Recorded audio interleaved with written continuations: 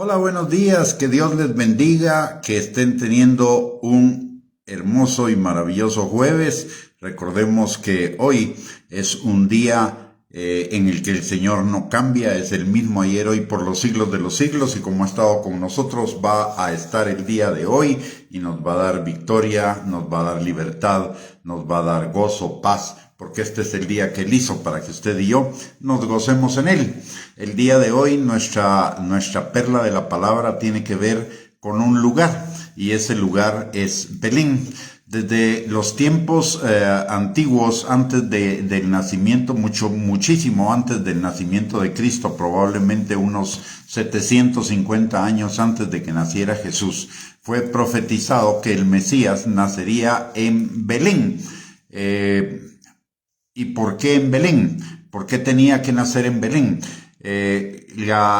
Según los antiguos escritos de los rabinos, que estaba escrito que el único lugar donde se podían pastorear los corderos, los rebaños de ovejas, era en el desierto, pero había una excepción.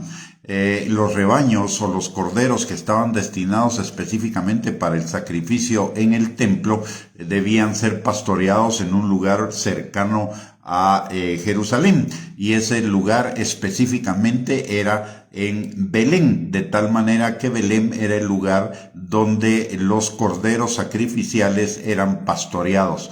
Ahí era donde nacían, ahí era donde crecían, y ahí era donde los pastoreaban. Por esa razón, el Mesías tuvo que nacer en Belén. Y eso nos habla, en primer lugar, ¿por qué Jesús tuvo que nacer en Belén? Porque Jesús estaba destinado a ser el Cordero de Dios que quita el pecado del mundo. Y recordemos que los corderos sacrificiales eran corderos sacrificados para el perdón de los pecados en el Antiguo Testamento.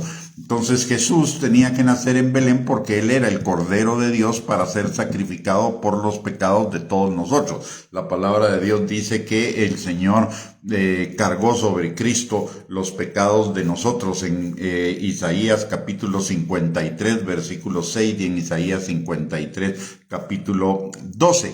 Y eso nos habla de la perfección de la palabra de Dios, eso nos habla de la certeza, la verdad de la palabra de Dios. 750 años antes de Cristo es profetizado que Él, el Cordero inmolado, el Mesías de Israel, nacería en Belén, como efectivamente sucedió. De tal manera que la revelación del misterio de Cristo estaba ahí desde el principio, desde su nacimiento, para el que lo hubiera querido ver, para los judíos. Todo el propósito de la vida de Cristo fue entregar y dar su vida como un regalo de amor sacrificial para nosotros, como dice la palabra en Juan capítulo 3 versículo 16. De tal manera amó Dios al mundo que dio a su Hijo unigénito para que todo aquel que en Él crea no se pierda, mas tenga vida eterna.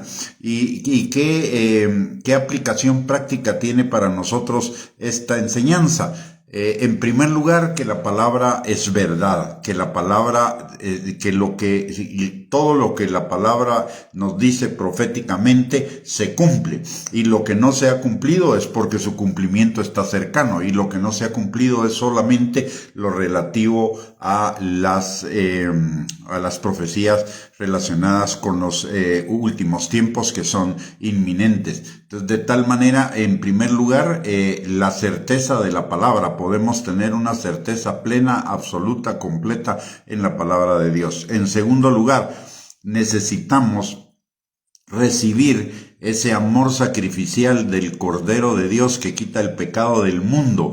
En nuestras vidas necesitamos venir a la salvación en Cristo Jesús. Y la palabra de Dios nos dice que todo aquel que invoca el nombre del Señor será salvo, y que necesitamos, la palabra también dice en Romanos capítulo 10, versículo del 8 al 10, que la palabra de fe es que el Señor Jesucristo es el Hijo de Dios que resucitó de entre los muertos, que fue crucificado por nuestros pecados, resucitó de entre los muertos y hoy es el Señor de nuestras vidas. Creerlo en nuestro corazón.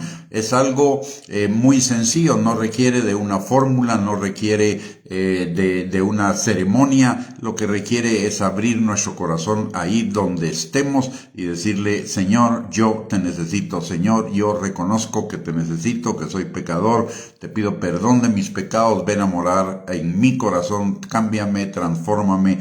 No necesito cambiar nada. No necesito venir a Cristo siendo santo, habiendo salido del pecado. Solo necesito venir a Cristo con un corazón humillado, con un corazón humilde, un corazón necesitado. Y Cristo va a ser el centro. De hecho, en mi vida como creyente no tengo que cambiar nada. Quien lo va a cambiar es el poder del Espíritu Santo, que va a venir a hacer morada en nosotros cuando somos salvos. Así que si no ha recibido al Señor Jesucristo como su Señor y Salvador, este es un buen tiempo para hacerlo. La palabra de Dios dice que lo busquemos mientras pueda ser hallado, y este es el tiempo en el que todavía Él puede ser hallado. Pero también tiene una enseñanza para los que ya tenemos al Señor Jesucristo en nuestro corazón, y esa enseñanza es que necesitamos vivir en la plenitud de esa salvación tan grande. Necesitamos cuidarla, apreciarla, valorarla, atesorarla y todo lo que ella trae consigo. En Hebreos capítulo 2, versículo del 1 al 2 dice la palabra: Dios nos está diciendo que es necesario que con más diligencia atendamos a las cosas que hemos oído de la palabra, para que no nos deslicemos, porque si la palabra dicha por medio de los ángeles fue firme, y toda transgresión y desobediencia recibió justa retribución, cuanto más nosotros ¿cómo escaparemos nosotros si descuidamos esa salvación tan grande?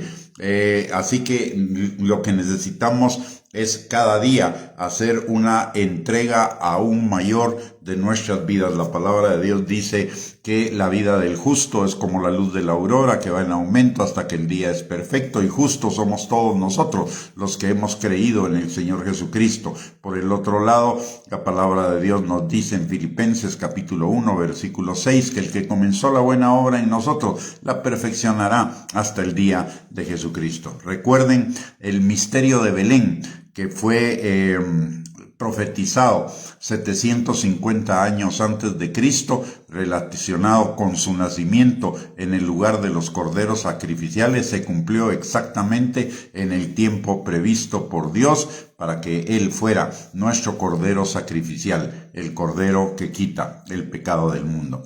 Muy bien, hemos terminado con esta perla. Que el Señor les bendiga, que tengan un lindo y maravilloso día, y que la presencia de Dios sea manifiesta en la vida de cada uno de nosotros, y que todo lo que hagamos lo hagamos para su gloria. Bendiciones y que tengan un lindo día. Un abrazo para todos.